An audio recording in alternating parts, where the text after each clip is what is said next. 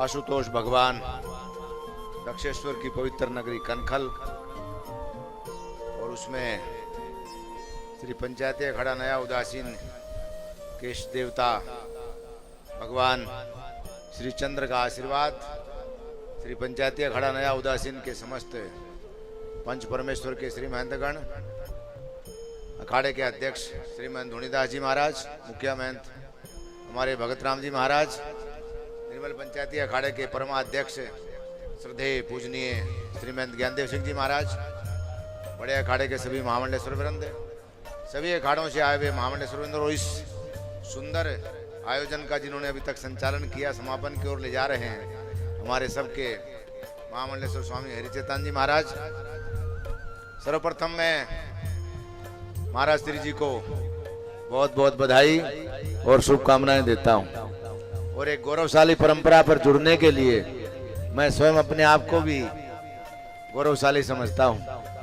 शायद ये कहना अतिशयोक्ति नहीं होगी कि भारत के साधु समाज से जोड़ने का काम सर्वप्रथम मैंने ही इनसे प्रारंभ किया था। सभी अखाड़ों के प्रतिनिधियों को रायवाला में बुला करके महाराज जी ने सम्मानित किया था। उसके बाद धीरे धीरे मैंने उनसे आग्रह किया कि एक बार जब आप कनखल आते हैं तो एक बार हमारे यहाँ जितने अखाड़े हैं सभी अखाड़ों में आपका दर्शन मेला मिलन होना चाहिए। और वो परंपरा आगे बढ़ते बढ़ते आज सबसे ज़्यादा खुशी मुझे है, श्री महंत जी ने रात को फोन किया मुझे कि आपके कट्टर मित्र, परम मित्र, जब तक मुझे भी मालूम नहीं था। मैंने कहा ऐसा है, मित्रता का जो संबंध है वो भगवान कृष्ण और सुदामा का उदाहरण दिया जाता है और मित्रता में कोई भी किसी प्रकार का पद, पोस्ट, माया और भौतिक जगत का कोई भी स्थान नहीं है। मित्रता अपने आप में इतनी पवित्र होती है जिसकी जितनी भी कहते हैं व्याख्या की जाए उतना कम है। तो सबसे ज्यादा खुशी मुझे है, जितनी भगत राम जी को शायद उससे डबल खुशी मुझे है।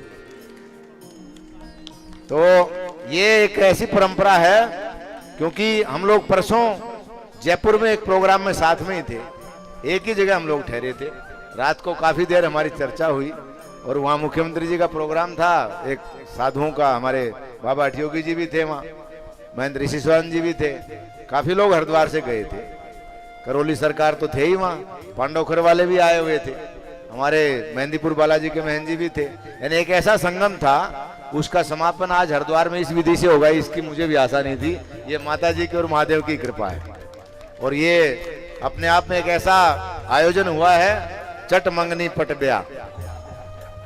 क्योंकि बहुत सी दुनिया में आज यहाँ बादल हो रहे हैं, लेकिन कई प्रकार के बादल और हवाएं चल रही हैं, पता नहीं कब कैसी हवा किधर से आ जाए, किसको उड़ा के कहाँ ले जाए, संकेत में महाराज जी समझ रहे हैं। लेकिन ये जो निर्णय इन्होंने लिया, इन्होंने मुझे दो शब्द कहे, कल शाम को मेरे पास लगभग 1 घंटा बैठे रहे अखाड़े में, कि मेरा कमिटमेंट है, हमारी जो परंपरा है वो पहले से ही नया अखाड़ा उदासीन से, तो ये एक बीच में कुछ चर्चाएं आई थी, तो मैंने उनको यही सुझाव दिया था कि अगर आपको महामंडलेश्वर बनना है तो आप नए अखाड़े में बने, बड़े अखाड़े में बने, वो एक ही बात है, निर्मल में बने। अगर सन्यासी बनना है तो महानिर्वाणी अखाड़ा आपका है ही है, वो पहले भी था, आज भी और आगे भी रहेगा।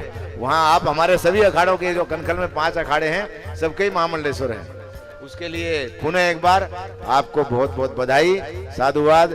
और श्री महंत जी ने जो निर्णय लिया है, कभी कहते हैं गुरु गुड़ी रह जाता है और चेले चीनी हो जाते, तो हम लोग जो हैं जितनी भी व्याख्या करते हैं गुरु शब्द की, उसमें जो श्री महंत बनता है अखाड़े का, भगत जगत को ठगत है और ठगतन को है संत, और जो संतों को ठगे उसको कहते महंत है।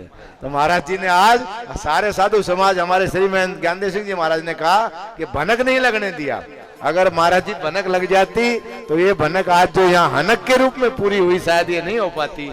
इसलिए ये जो प्रोग्राम था कभी कभी गोपनीय रखना भी आवश्यक है, क्योंकि महाराज जी का संबंध भारतवर्ष ही नहीं, संपूर्ण विश्व में उनका प्रचार प्रसार है।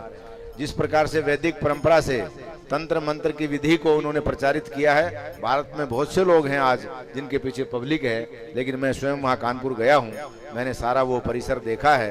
एक आध्यात्मिक चेतना का जो पुंज हमारे इनके जो पूज्य गुरुदेव जिनके द्वारा ये शक्ति इनको प्राप्त हुई, मिश्रा जी और उन्हीं के नाम से रायवाला में जो मठ महाराज जी ने बनाया है, भूपतवाला में जो आश्रम बनाया, मैं सब जगह गया हूँ। शायद जितना मेरा परिचय है यहाँ स्टेज के ऊपर किसी का इतना परिचय नहीं होगा, तो सबसे ज्यादा खुशी मुझे ही है। और पुनः एक बार आपको और आपके संपूर्ण परिवार को बहुत बहुत बधाई और शुभकामनाएं देता हूँ।